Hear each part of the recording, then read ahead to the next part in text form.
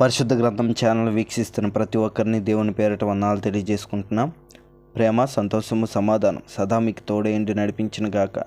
నిన్నటి దినాన కీర్తన గ్రంథం 78వ అధ్యాయం చదువుకున్నాం. ఈరోజు కీర్తన గ్రంథం 79వ అధ్యాయం చదువుకున్నాం. దేవా, అన్ని జనులు నీ స్వాస్థ్యంలోనికి చొరబడి ఉన్నారు. వారు నీ పరిశుద్ధాలయమును అపవిత్రపరిచి ఉన్నారు. యెరూషలేమును పాడు దెబ్బలుగా చేసి ఉన్నారు. వారు నీ సేవకుల కళేబారములను ఆకాశ పక్షులకు ఎరగాను, నీ భక్తుల శవములను భూజంతువులకు ఆహారముగాను పారవేసి ఉన్నారు. ఒకడు నీళ్లు పోసినట్లు యెరూషలేము చుట్టూ వారు రక్తము పారబోసిరి. వారిని పాతిపెట్టు వారెవరనూ లేరు. మా పొరుగువారికి మేము అసహ్యులమైతివి.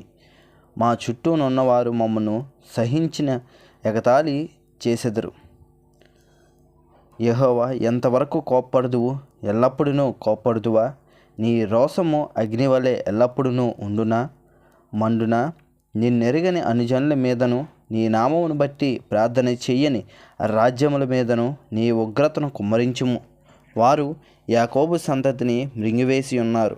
వారు నివాసమును పాడు చేసి ఉన్నారు. మేము బహుగా కృంగి ఉన్నాము.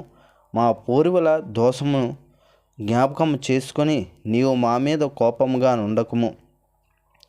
నీ వాత్సల్యము త్వరగా మమ్మల్ని ఎదుర్కొననిమ్ము.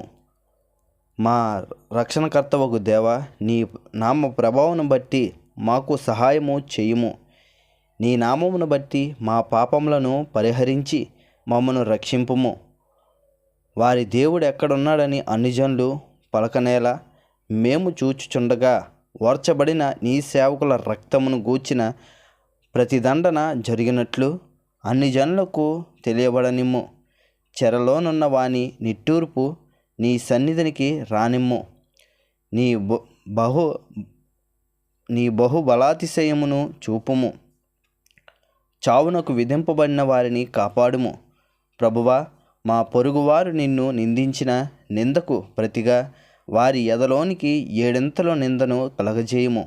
అప్పుడు నీ ప్రజలము, నీ మంద గొర్రెలమునైన మేము సదాకాలము నీకు కృతజ్ఞతాస్తుతులు చెల్లించెదము.